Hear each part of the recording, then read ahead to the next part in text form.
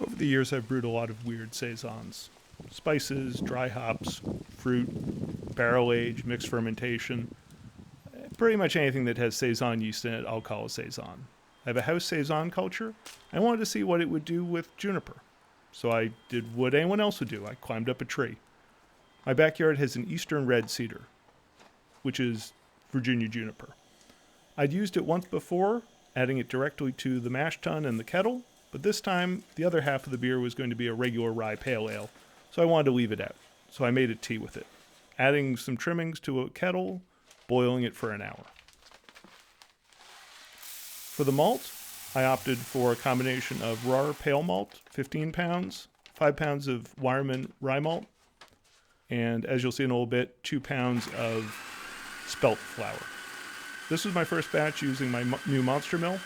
My old barley crusher had been, the rollers hadn't been grabbing the grain like they should, so I sprung for the 2 Pro SL.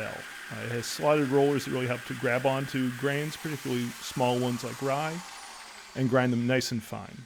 Rye doesn't have a husk intact like barley does, so you don't have to worry about milling it nearly to flour.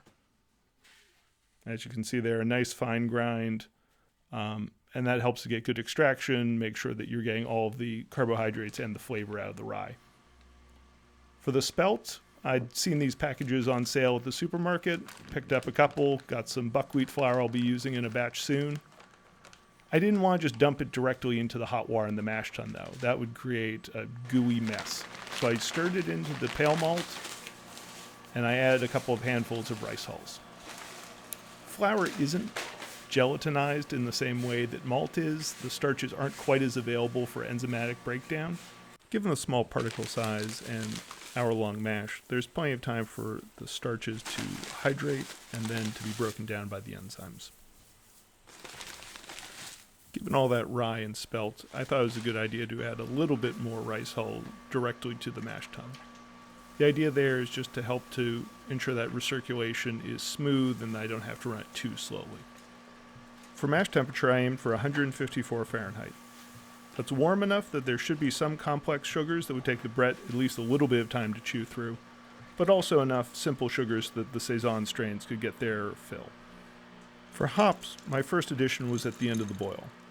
I knew I was going to get enough bitterness from the Citra, Simcoe, Amarillo, and Galaxy at flameout, so I didn't add any bittering hops earlier in the boil.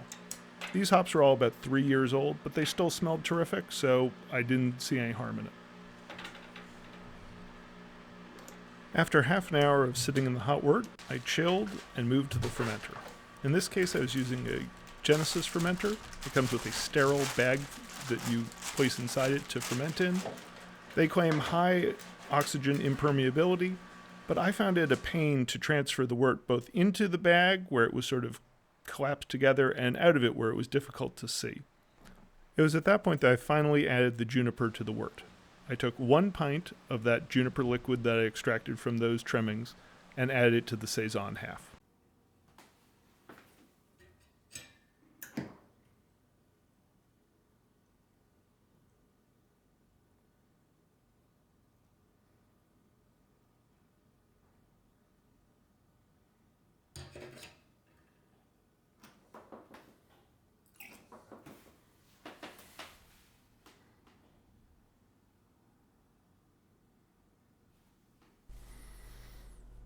So this is the finished beer, a Juniper Rye Saison.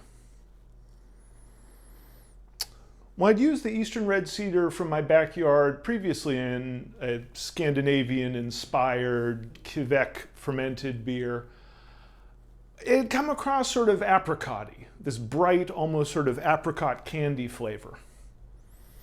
This one doesn't have that. It's a much more sort of true green, almost piney juniper flavor. The house Saison culture I used, I've been repitching for about 3.5 years now. I just harvest it, store it in a growler, repitch it when I need it. It doesn't have that big, spicy, peppery Saison DuPont character. It honestly, on its own, it can't carry a Pilsner, Saaz, generic, bland base beer. It really needs hops and spices or fruit or something else to play off of. And it does an admirable job here. It is sort of turning that El Dorado hop into almost a pineapple-y kind of thing. Plays off nicely with the juniper, that green, bright, resiny flavor. Maybe a little sourdough in the nose. It's not sour like sourdough, but it has that fresh, yeasty, doughy kind of thing with a little bit of a funky edge to it. The beer itself has a bit of bitterness from those big late additions of hops. It's definitely not bitter. It's not an IPA. It's not a Belgian IPA. And it's not a sour beer either. The Lactobacillus strain in the version that Bootleg Biology sells, the Mad Fermentation Saison blend, seems to be a little bit more hop tolerant than the one in my house culture and the growler downstairs. This one probably finished in the high 3s in terms of pH, bright, tart, but not really sour.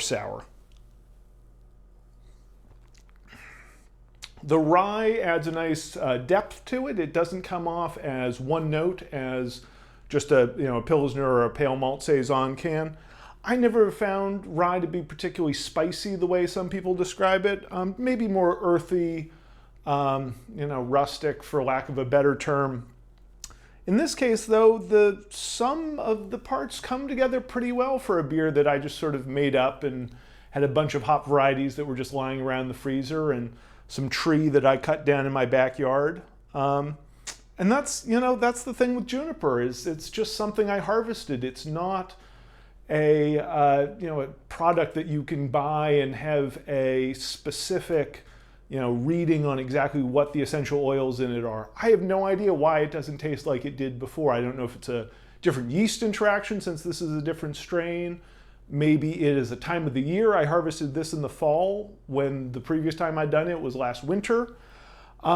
It could be the way I used it, the fact that I made that tea with it rather than adding it directly to the boil and to the mash where it might be interacting with sugars or proteins being contributed by the grain. Who knows? But in this case, it resulted in a pretty good beer. I'm not sure I was exactly shooting for what I got, but I got what I got. See you next time.